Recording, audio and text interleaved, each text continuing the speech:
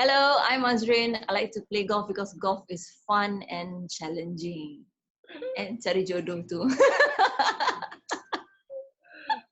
We can talk about anything. It doesn't really matter. Food. What did you cook just now? Sambal sotong. Yeah, I saw your sotong. Your sotong is so clean. So hi guys. Today we're talking to Azrin. Azrin has been a golfer for the last 2 years, and she's here to tell us a little bit about her story, what she does, and what she doesn't like about people playing golf on the golf course. I think a lot of people want to know who Azrin is. A lot of people also want to know, what does Azrin do outside of golf? I teach. I work like once a week on Sunday as a piano teacher, instructor at Yamaha Music School, based in Cyberjaya. Other than that, nothing. Golfing. That's all. Once a week is on Sunday. So basically, Monday to Saturday, golf. Life is good. Basically, everybody should be a piano teacher. Lot of students. Satu hari, one day, 10 habis. 7 students one day. Half an hour. If you are higher grade, then yes, 1 hour. You teach ABRSM? ABRSM, Trinity, and Rock School. What is Rock School? For keyboard, guitar, drums, they have like same thing like Trinity, but it's like the syllabus is slightly susah sikit. It's slightly difficult from Trinity. Rock School? No. Only pop contemporary course. So stuff like your Ariana Grande and Selena Gomez and Justin. True. But mostly Korean song lah, because my student, I don't know that. International students or local students? Half international, half local, but mostly adult.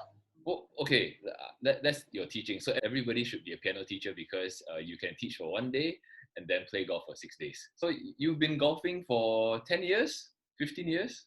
Not really. I think I started like seriously on 2017. But before that, adalah main-main. But seriously in 2017. What led you into golf?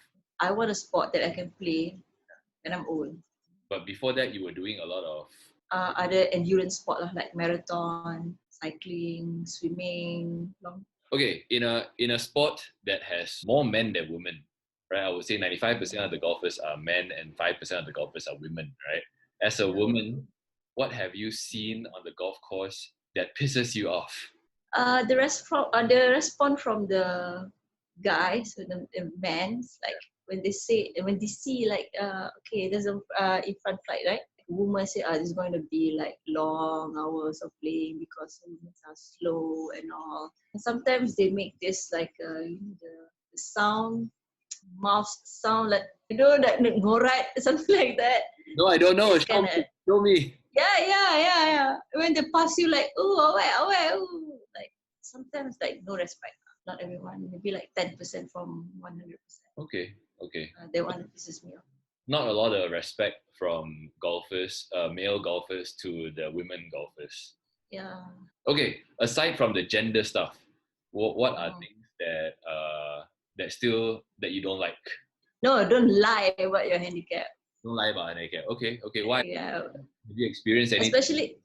Especially in tournament when you play stroke play, and sometimes when you play stable fort, and they play in certain medal, like medal A, medal B, medal C, like I'm handicap 24.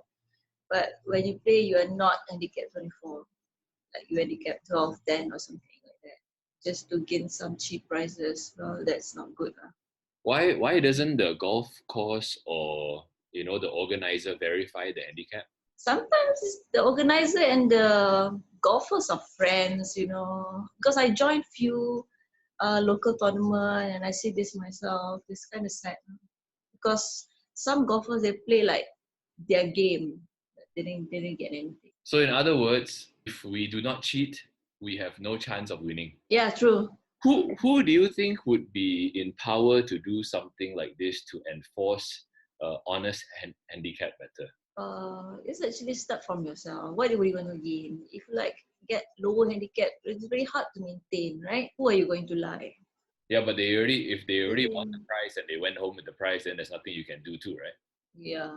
Sometimes you get a rice cooker, like oven, what do you want to brag about it? Unless you're winning a car or winning a house. Yeah, like if you're really that good, you should go for the MGA tournament or any official tournament like. So lying about the handicap would be one of the things that pisses you off the most. Yeah, true. What else? The attitude lah, make noise. Like during the game or what? Yeah, during the game. I mean, you can talk, you can chat with the golfers, but not so loud or like interrupt them, walk behind them. All those ethics, we say.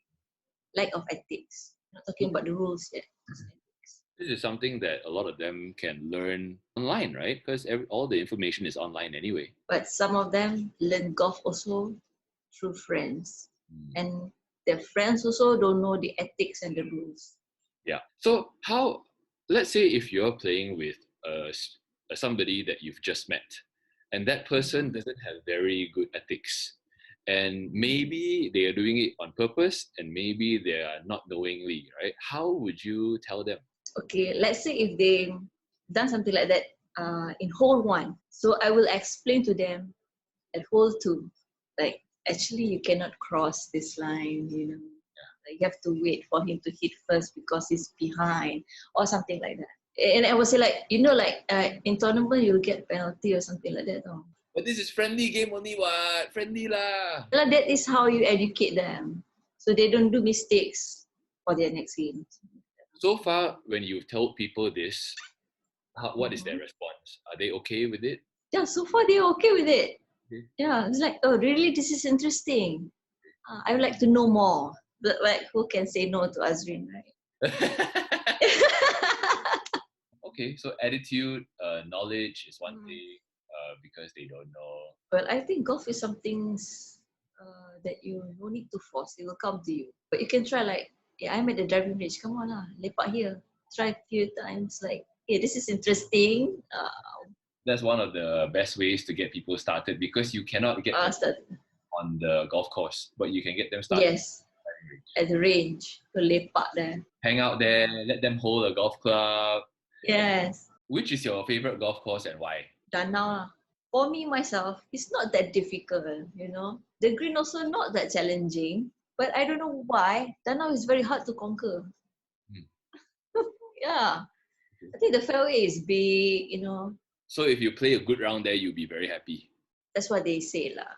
My best score there is 80, 82 or 83. Wow. That's all. Cannot go lower than that. I'm stuck at 82, 83. So now that you mentioned you don't like people to lie about their handicap, right? What is your handicap? My MGA is 14, same as Dimple's. 14 is your handicap index. So normally at Danau, it would be about 15? Danau 17. 17, because it's 130 something slope rating, right? Yeah. I think this is something that a lot of people don't understand as well, handicaps. So I think we won't cover this in this episode, but we'll cover it in another episode. I feel like the handicap is all the same, right? It's all the same formula. Yes, true. Uses the USGA handicap formula. Dimples uses the USGA handicap formula.